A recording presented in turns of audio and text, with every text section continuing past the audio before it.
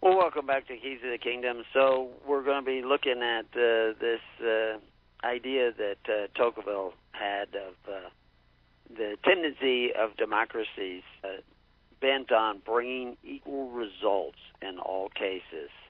And that wasn't a very strong tendency back then, but it's certainly in the news today where they're talking about equality of outcome.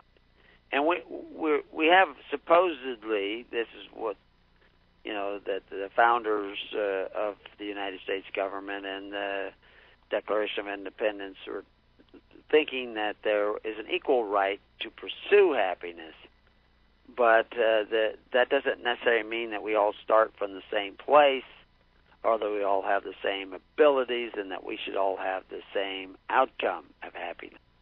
Nature does not give you a guarantee. It's not built into nature that there is some sort of internal right. Nature, almost everybody who is pursuing this idea of equality of outcome, if you ask them if they believed in evolution, the vast majority of them, if not all of them, will say yes, they believe in evolution. Yet their actions are constantly trying to thwart evolution. They're trying to, evolution is about survival of the fittest. You adapt or die. And if you're not as strong, you either get stronger or you compensate some other way.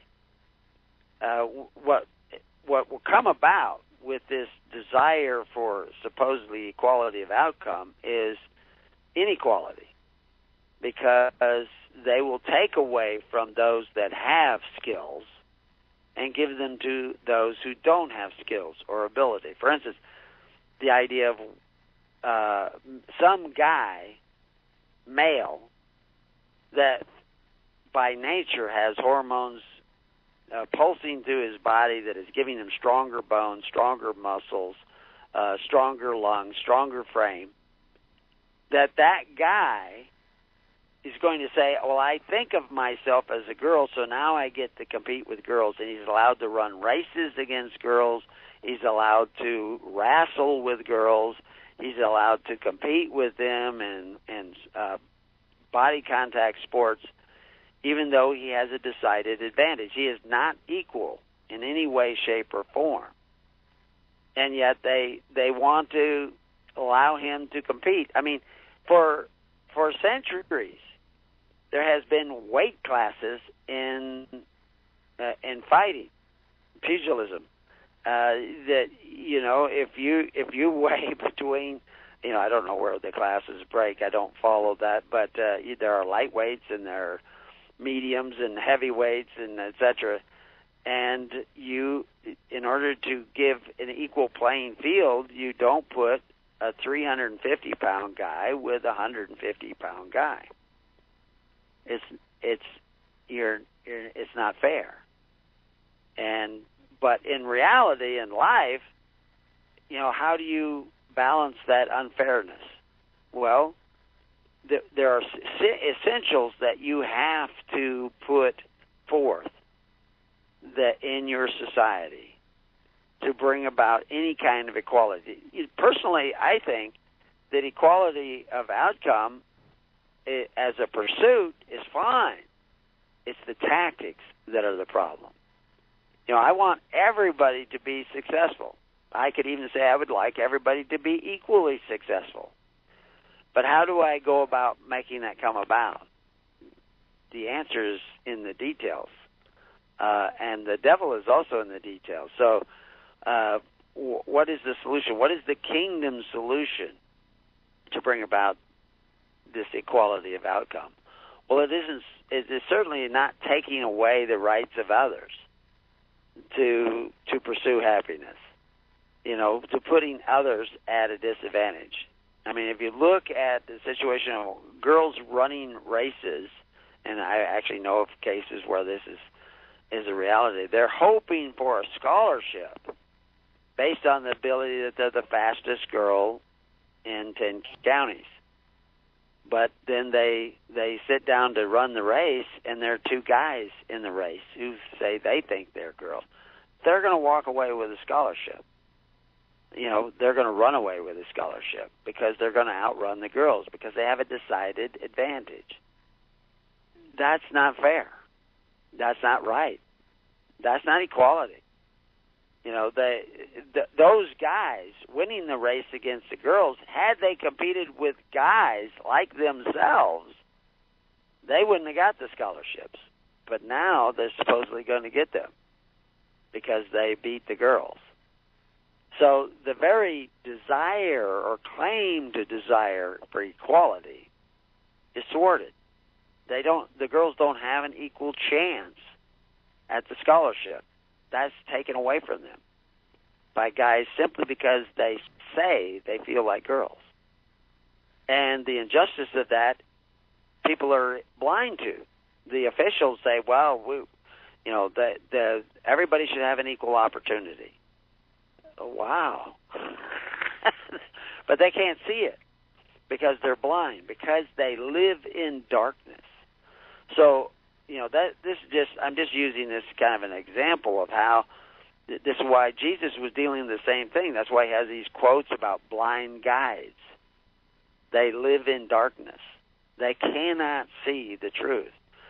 And you couple your faith with them. You couple your fate with them. And, you're not going to succeed. You're going to go down with their ship.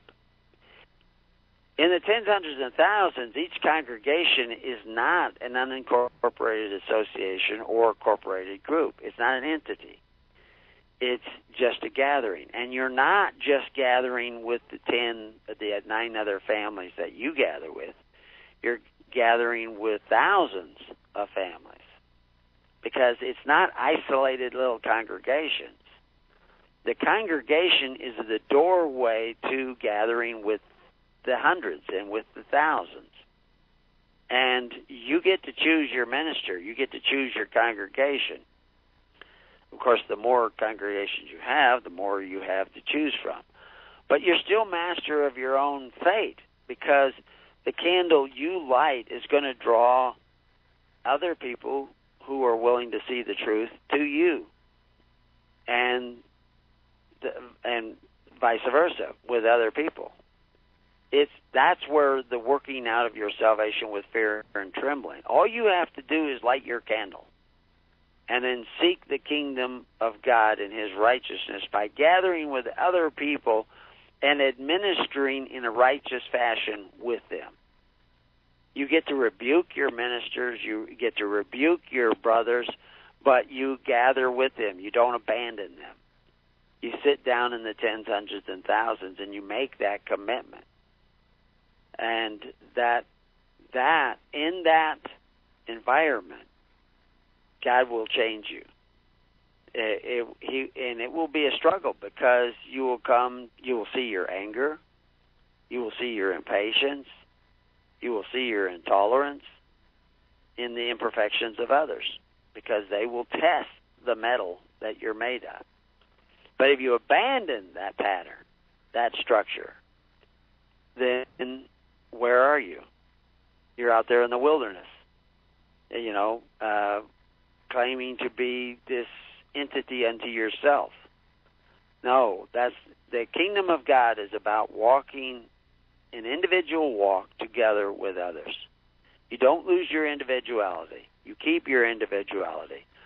But you lay down your arrogance, your loner pride to be there for others, to be of service to others. This is changing the whole operation of your society by doing so.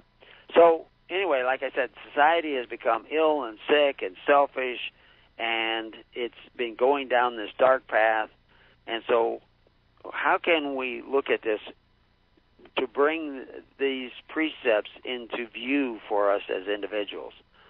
Well, let's look at individuals who are doing the same kind of thing, how they're going this opposite direction, this other way. And one of the things they do is they become addicted to certain ways of thinking, and we see this manifested in the fact that alcohol addiction, tobacco addiction, drug addiction, both to illegal and legal drugs, is pervasive in society, because we are looking in the wrong places for answers. And of course, like I say, people are addicted to government. They this guy who was in the woods and ended up, actually, I don't know if it was really in the woods, but in the wilderness. It was down near Bly in Klamath County. And he ended up in a situation where it was life and death, and he ended up killing somebody. And his perception of reality, he was ill-equipped for. He could have become more equipped, but he became dependent upon the government. And I've seen this. In many cases, we have a lot of people that come out here and are kind of recluses, and they become dependent upon things that they should not depend upon, and they shun things that they need to go out and be involved in.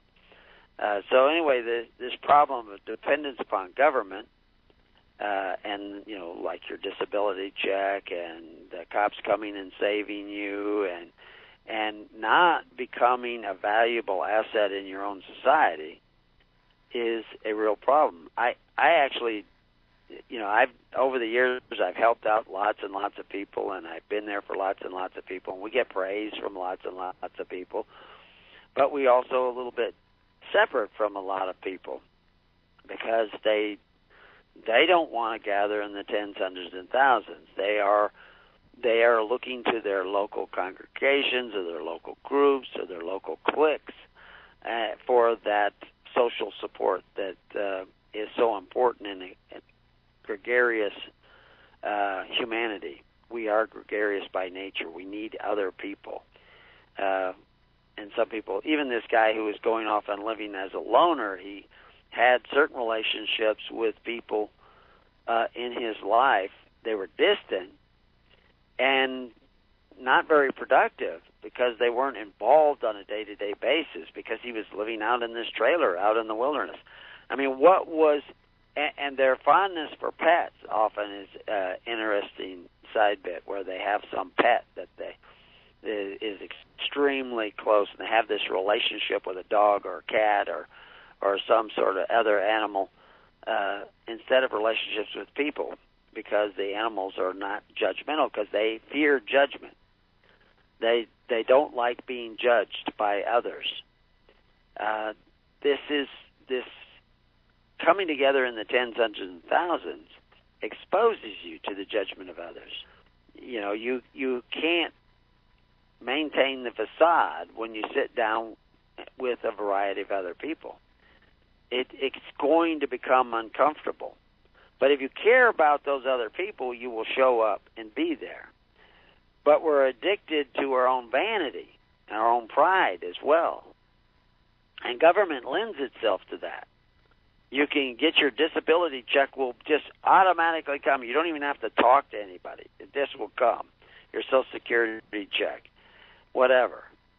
But that you're already in the final stages of death by addiction when you get to that point.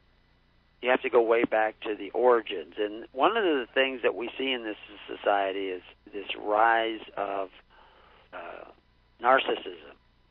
And that has its roots that go way back. And we'll give you some statistics on narcissism. I'm going to come back to some of the things that Tocqueville has said, but there was a study. Prevalence correlates disability and comorbidity in the DSM-4, narcissistic personality disorder, results from the Wave 2 National Epidemiological Survey on Alcohol and Related Conditions. That's the name of the study. Okay? That whole thing is the name of the study. But it's talking about narcissistic personality disorder, and they went out and they interviewed some 34,653 adults participating in this Wave 2 National Epidemiological Survey, and it involved alcohol and other related conditions. But they were specifically looking at this NPD, this narcissistic personality disorder. Now, one of the things when you're talking about things like DSM, that's a Diagnostic Service Manual, I think is what that stands for, and there's a 4 and a 5, and what it is in order to make money as a psychologist, you have to create all these diseases like narcissistic personality disorder and Asperger's and all these different, types of maladies, and then you categorize them and you list off symptoms. And nobody sneezed on an elevator and you got the narcissistic personality disorder from them sneezing. It's not like it's an actual disease. It's made up. And to some degree, I can understand that they make these things up so that you can talk about them or somebody can talk about them. But the reality is all these things have the same source. In our shows recently, we were talking about vices and virtues. And there's supposedly 7 basic vices and 7 basic virtues. And the vices are simply the absence of virtue. And all the virtue is dependent upon unselfishness, selflessness, and all the vices are manifestations of selfishness. So there's really only, you're either selfish or you're not selfish. You either put yourself first over others, or you love others equal to yourself. If you don't love others equal to yourself, you will manifest vice because you lack virtue. Virtue is loving others equal to yourself. So narcissistic personality disorder is just over there on the vice side of the equation. You're missing something, and therefore you're narcissistic. So, and I've written about, I have articles up on a number of other things. There's a lot of these strange diseases that have been around, and we have a whole section on the mind and how the mind works and how it doesn't work and what really we should be looking at or not looking at. And I was trying to think of a couple. I thought, we have an article up on schizophrenia, and people are actually being cured of schizophrenia, and one of the first things that they have to do to be cured of schizophrenia is get off drugs. I wouldn't say it is the first, it's just one of the first. What they actually need is to develop relationships with people who actually care about them in a non-judgmental way. That's one of the essential things. But what causes schizophrenia? Where does it come from? A variety of things. And there's a couple other different maladies that come up. And I thought I was going to refer to some of them, but it doesn't seem that I've actually got them where I can just click on them. But the problems with the mind and how to recover and drug addiction, and I have an article, Are You Crazy? And these different maladies that come up, like schizophrenia or Capgras or catarrhs. Catarrhs is where, it's a bizarre relationship that you develop where you actually, they talk about the Walking Dead syndrome, where you think you're dead, like those guys who are running the race against the girls and they think they're girls. It's a delusion. They're not girls. They're not women. They're not female. But they're uncomfortable with their maleness, so they want to think that they're girls. And so they go out and beat girls in races, and this makes them feel good. I don't know. It's bizarre what happens. But catarrhs is bizarre. Because catarrhs, you think you're dead, or you maybe think a part of your body is dead, or your arm is not you, and so therefore you want to have a surgeon remove your arm. Perfectly functioning, it works, there's no illness with it, but they want their arm amputated because it's not their arm. It's dead to them. And that's not much different than the transgenders who want certain parts of their body cut off, or, biologically removed, or chemically removed by taking hormone replacements and all this stuff. They're damaging good, healthy bodies, either chemically or surgically, because they're uncomfortable with it. And catarrhs, like I said, is this walking corpse syndrome, is another official name for it. And this actually plagues certain people. It's rare, but it does exist, and it is, it was named back in the 1800s. It was named after Jules Catard, who described this delirium of negation, where you think that some part of you is not you. And really, the transgender people are simply, it's a form of Catard. They're uncomfortable with the reality that is them, and they want to change it, surgically or chemically or whatever. And it's a syndrome. It's a delusion. It's a disorder. They're not well. They are ill. We don't have to condemn them, but what is the cause of that illness? Now, there could be a variety of causes. There's another deal which I've actually dealt with a number of people now. I'm amazed at how many people. But it's Capgras. And Capgras is also a syndrome. It's a misidentification syndrome where you think that the closer somebody is to you, you think that they are not them, that they're a look-alike, that, we've had people wake up in the hospital and they don't recognize their family. I mean, they do recognize them. They know that this looks just like my mother and my father and my brother, but it's actually not them. It's somebody else.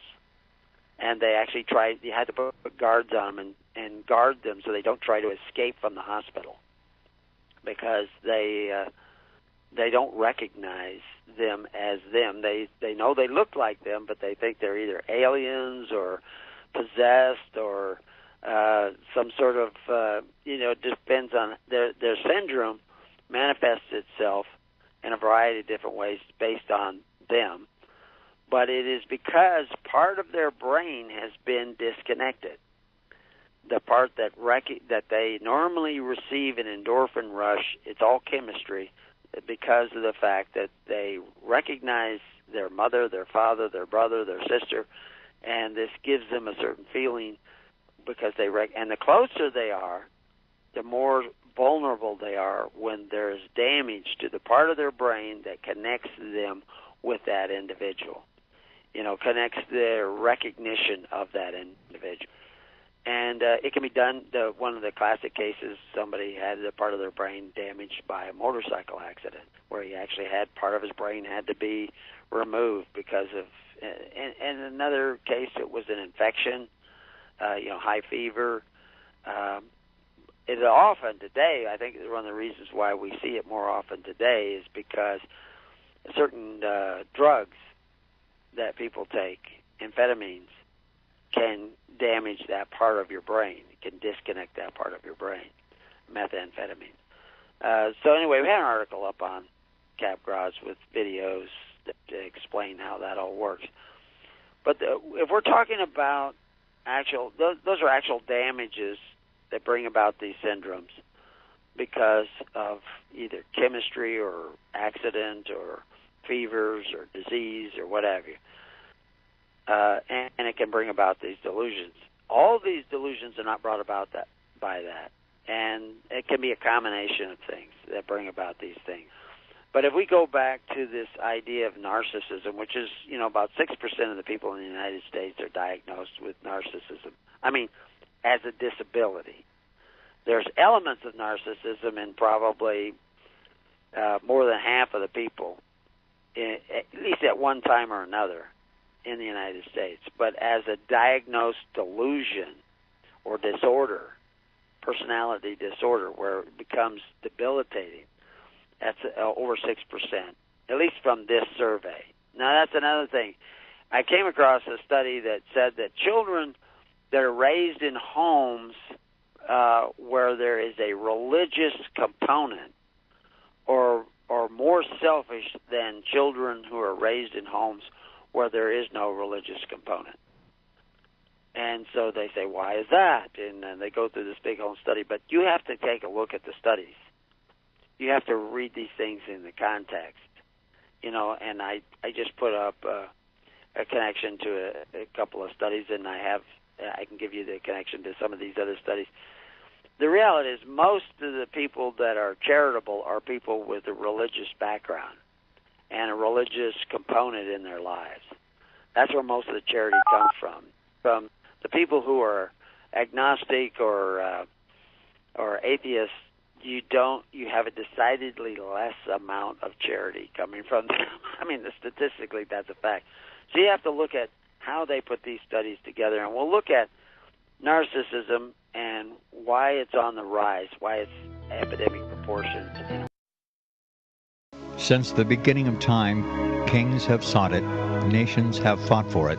It has been traded, it has been borrowed, it has been purchased, it has been stolen. There's a reason for it. To secure the blessings of liberty to ourselves and to our posterity, invest with the security of gold and silver.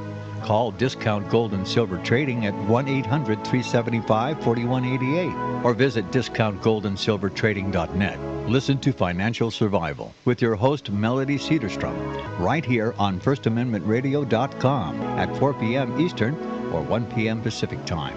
Visit discountgoldandsilvertrading.net or call Discount Gold and Silver Trading at 1-800-375-4188. Toll free, 1-800-375-4188.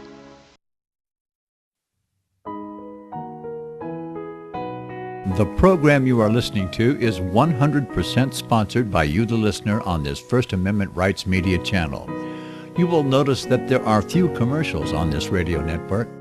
There's a good reason for that. Corporate advertising dollars come with strings that limit program content. So without your help, these programs cannot continue on satellite, internet, or our several affiliates. If you benefit by the educational law programs, we ask you to give. If you are admonished or nurtured by the Bible and ministry programs, we ask you to give. If some voice a cause that you are passionate about, we ask you to give. If you believe in any of these, we ask you to support them as you would a missionary on a continual basis, as if giving a tithe for missionary radio. These programs are not commercially viable and must be supported by those faithful to the cause of truth. Look for the button to sponsor your favorite programs at our listen and schedule pages on the internet. We will also give you unlimited archive access to all of our programs. We're asking you to give much less than a tithe so that you may also send support directly to a particular program host, cause, and anywhere else the Spirit may lead you. Do all to the glory of our God and Creator, for His holy nation, the only kingdom that will last forever. Thank you for listening.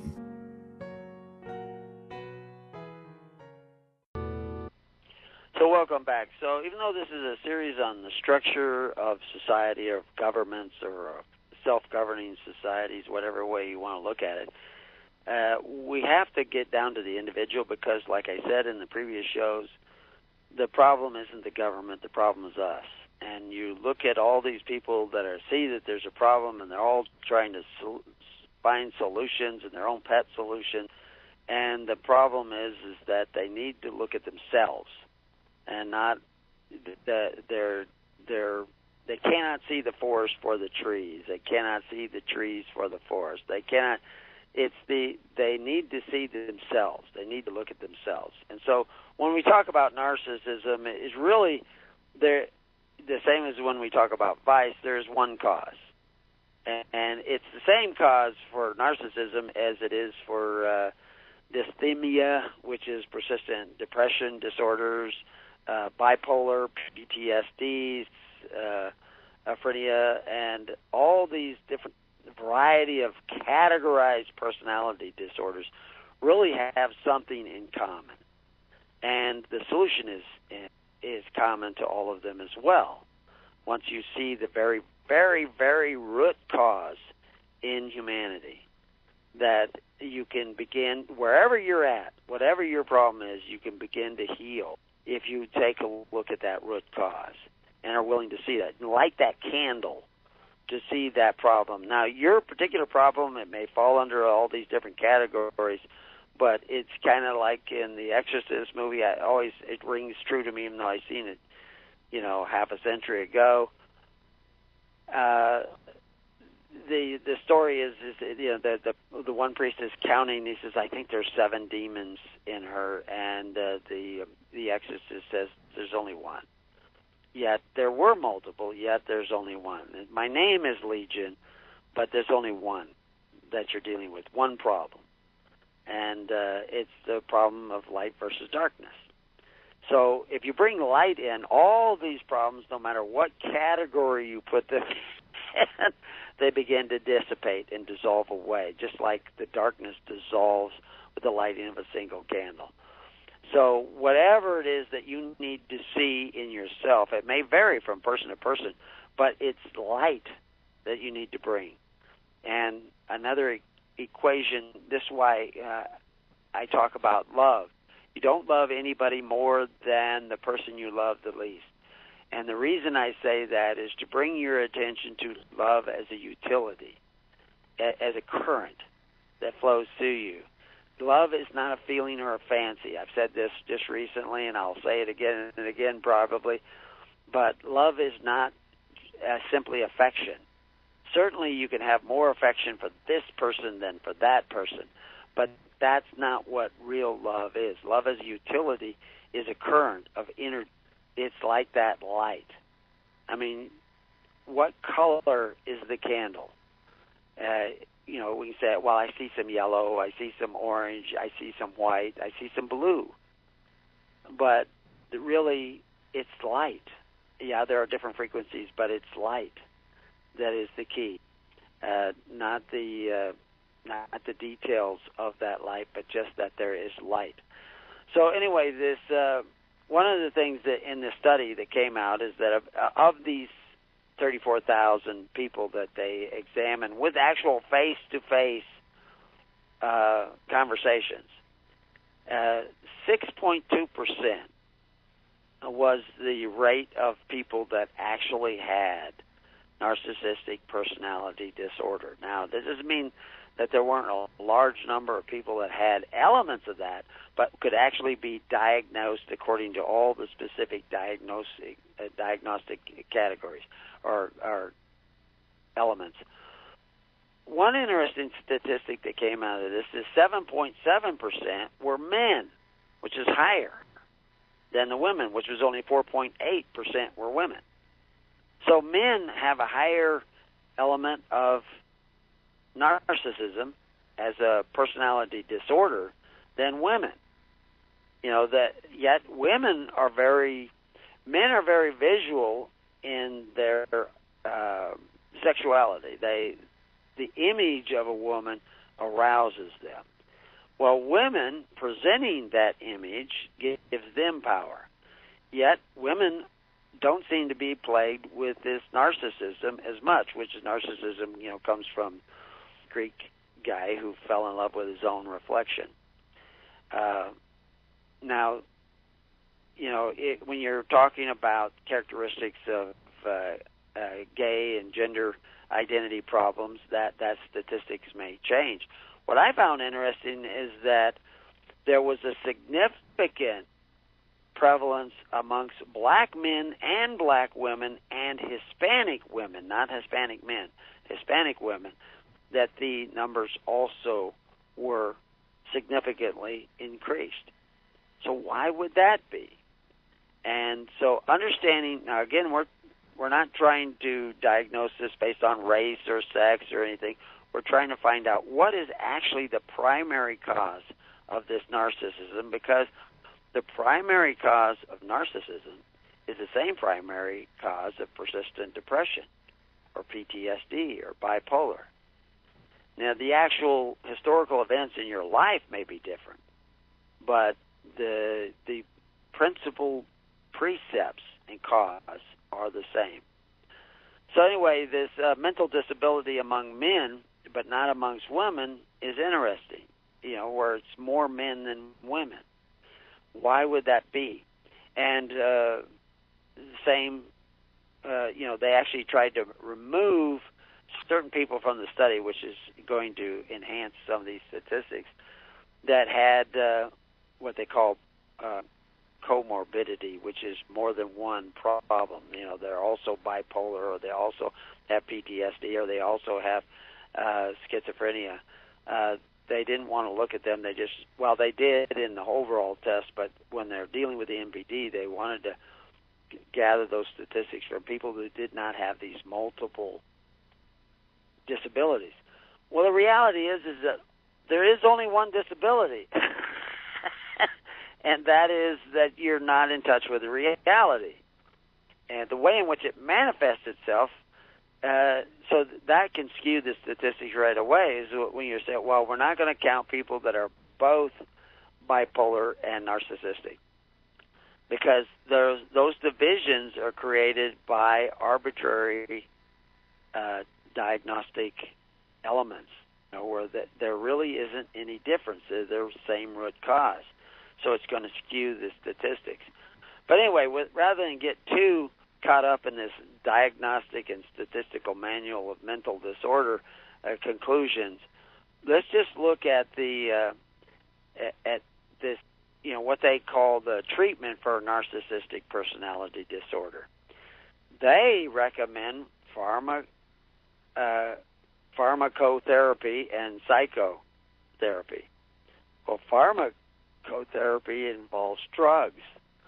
And so drugs are actually usually drugging a part of your brain, disconnecting part of your brain, bringing a part of your thoughts into darkness.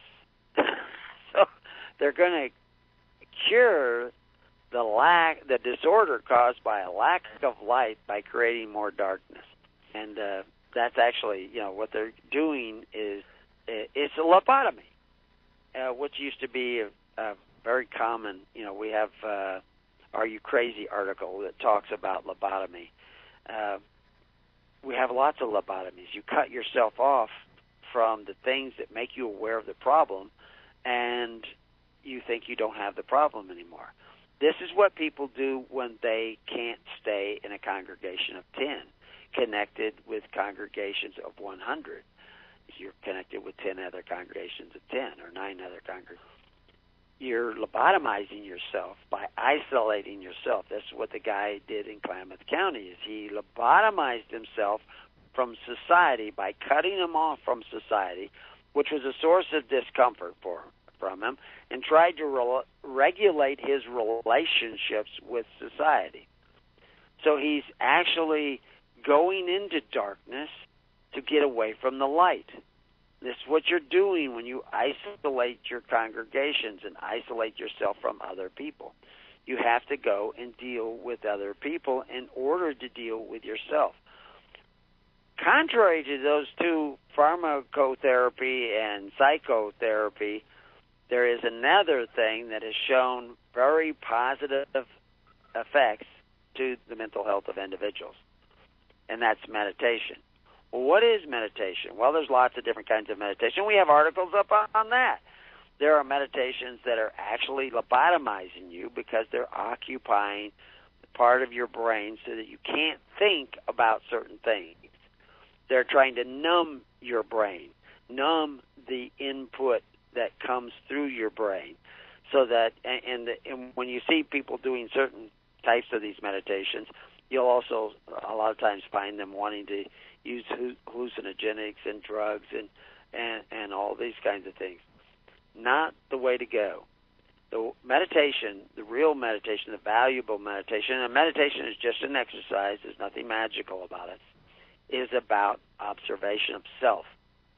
And you can use certain techniques that allow you to see yourself. And it's not a matter of effort. What happens is that you're getting certain things out of the way so that yourself actually bubbles up. You actually see your hidden emotions, your hidden thoughts, and they bubble up, and you get to confront them and see. Meditation without the interaction with other people on a day-to-day basis will have little value. As a matter of fact, it can become a drug and addiction in itself. So, but we're not going there either. We're going to continue to look at this 6% of the U.S. population with this narcissistic personality disorder, which is, if you started counting all the other disorders, the PTSD and the chronic depression and all and bipolar and all these other things, you start realizing that these are all the same things. But we're looking specifically at narcissism, which usually has one of the symptoms is a grandiosity, feeling of entitlement, either overt or covert, self-centeredness, condescension towards others, even while being superficially charming in some situations. So they can be a bit of a sociopath as well, but they think very highly of themselves, and they have this sense of entitlement. They do seek attention and attempt to attract and be the focus of attention of others, and look for the admiration of others, because that reinforces their narcissism. The impairment in personality functioning, which is why, I say that people who are falling under the 6% diagnostic narcissistic disability, they have to be so bad that it actually impairs their personality function to a noticeable diagnostic level. So there's a lot of people that have these narcissistic tendencies, and they may be higher at some times and lower at other times, but they have to have this consistent personality disorder that causes an impairment of the functioning within society. And what people do to avoid the realization of that impairment is they avoid the situations that produce the evidence of that impairment. They won't gather in the tens, hundreds, and thousands, because when I gather with this group, I become impatient, I become jittery, and I want to get out of there, or I always get into an argument, and you'll have wives that don't want you to come to events because you're going to bring up religion, and then I will become uncomfortable. You need to deal with whatever is making you feel uncomfortable. That was one of the things in meditation, is that I've known people, and I've talked about this, who stopped meditating because they realized they were meditating for the wrong reason while they were meditating.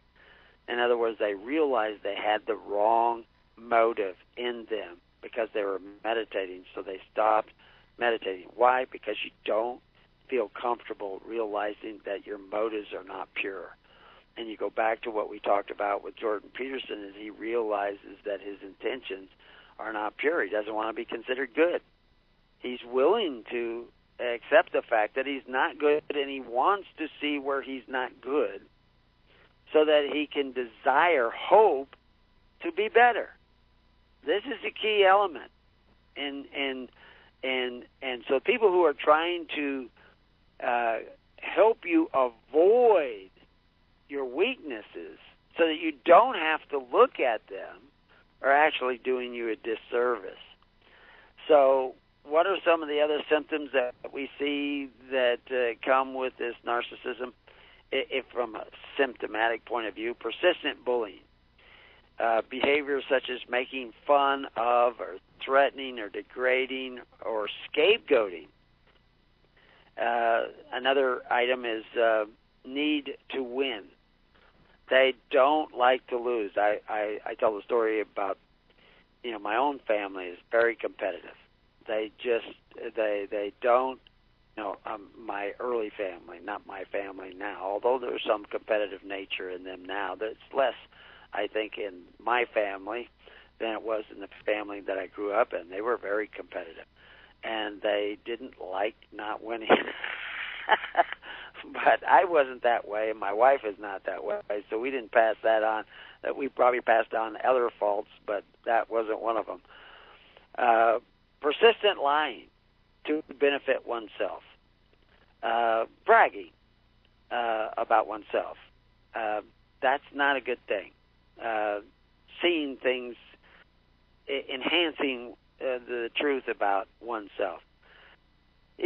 Egotistical view of extraordinary self-worth. I mean, you think, and this is one of back to the degree of knowledge. You get a college degree and you think you're so smart.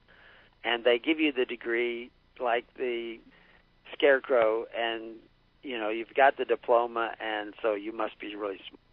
And I always remember a story of a guy who was a, engineer, and he went to work for a steel factory. And there were three other guys, or two other guys that were hired at the same time. It might have been three, but at least two guys hired at the same time. And they all graduated from major universities. Two of them graduated from the same university.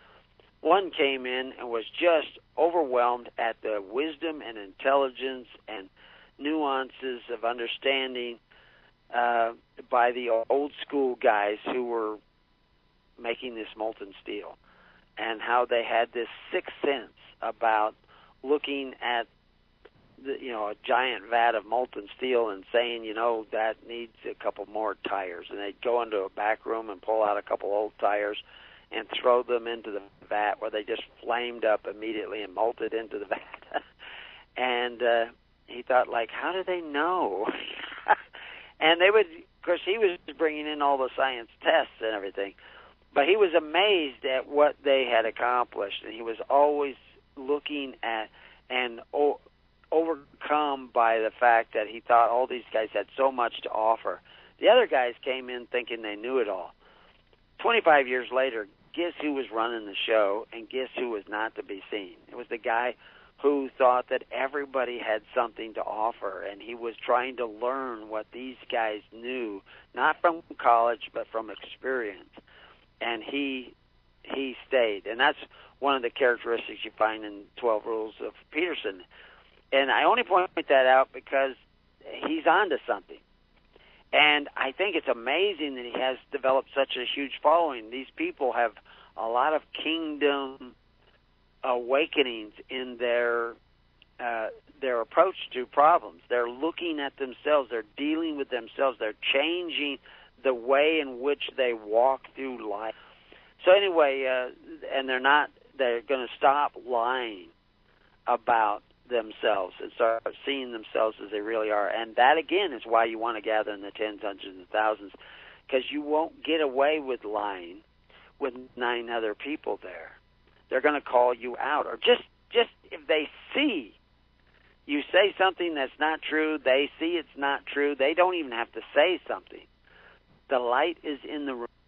This is the mystical effect it has when you begin to see. Maybe there was a glint in their eyes and you knew I didn't get away with that. And you either see it or you flee the congregation. You say, I'm not going back there. They make me feel too uncomfortable. Not a good reason to stop going. When they're making you feel uncomfortable, that may be a good reason, because they're making you feel uncomfortable with yourself. You need to be comfortable with everything, because you need to be comfortable even if you walked into hell itself. And hell will feel uncomfortable, not you.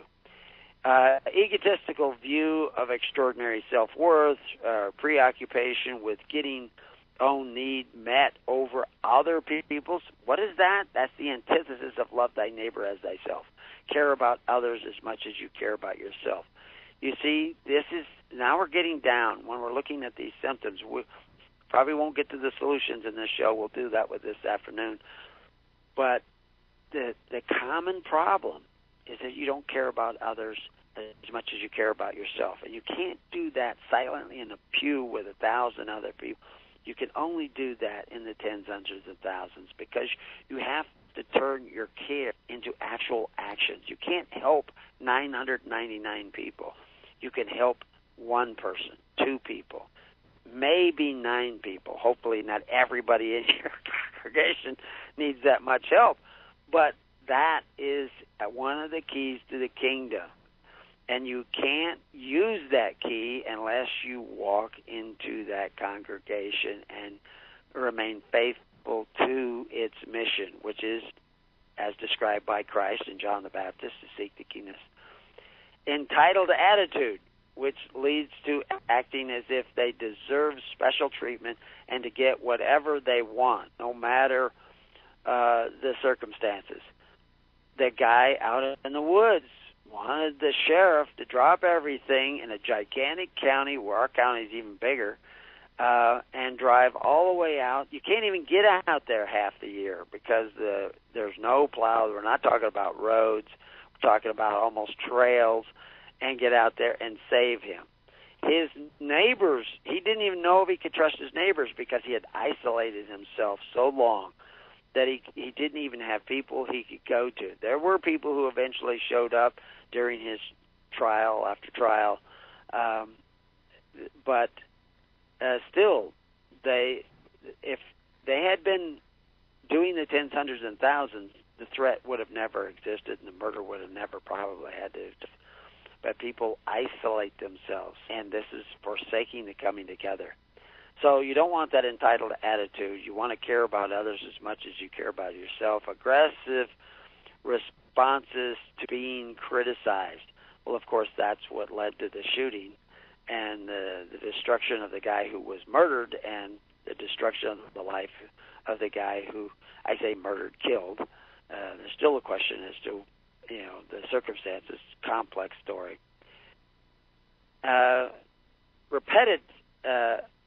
Repetitively blaming others for bad outcomes. And that's what we see pervasive in society today. It's the government's fault. It's the Democrats' fault. It's the Republicans' fault. It's the Russians' fault. It's always somebody else's fault. It's not people taking responsibility for their circumstances, their actions, and their relationships with us. So the last in this particular list is, and being much more competitive than cooperative. And this is, I've told stories before about how, when you're playing with children, do you have to beat them? Do you have to win at Monopoly when you're playing with children? Do you want to help them? And then, aren't we all children of God? Why are you trying to win over others? Because that's kind of a repeat of that. So what are the solutions? We're not going to be able to cover that, but that's where I've gotten to and how you teach those solutions is a big thing, too. How you implement them in your life. And if we look at them in greater context of the tens, hundreds, and thousands, how will that translate out? Well, we'll have to do that in the next show of Keys of the Kingdom. And until then, peace on your house, and may God be with you. See you on the network. God bless.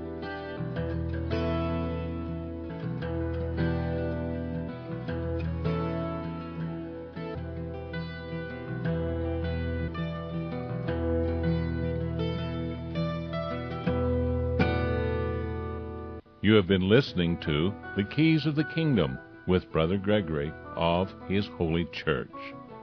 For more information on the educational ministry provided by His Holy Church and Brother Gregory, including services, counseling, lectures, books, and other audio materials, please write to His Church at Summer Lake, Box 10, Summer Lake, Oregon, 97640.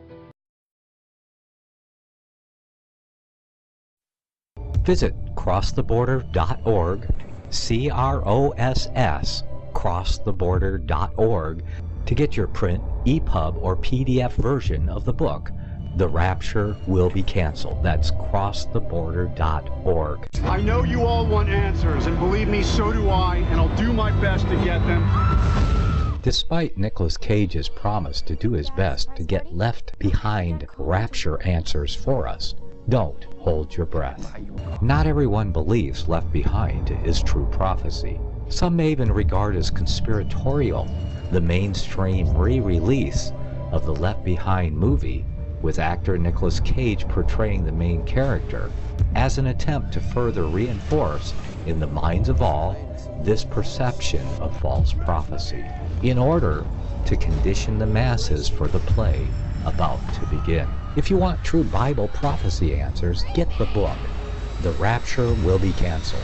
The author exposes the Latin rapture origin, the 7-year tribulation deception, true Bible revelation of Daniel's 70 weeks, the abomination of desolation, the restrainer, America in the Revelation, the image of the beast and the mark of the beast, and the truth about God's chosen people, and so much more about Bible prophecy.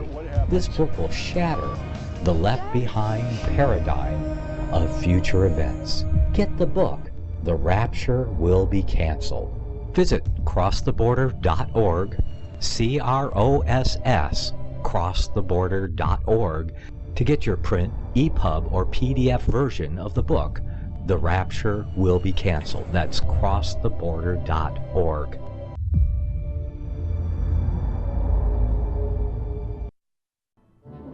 The book of Revelation says, the spirit of prophecy is the testimony of Jesus Christ. This is at the very heart of FirstAmendmentRadio.com. In that spirit, we have created the Prophecy Reality News app for all of your mobile devices, streaming First Amendment Radio 24 hours a day, 7 days a week. Available for your Apple, Android device, and smartphone, absolutely free. Get the Prophecy Reality News app installed today so you can listen to First Amendment Radio wherever you are. The Prophecy Reality News app. Get it now.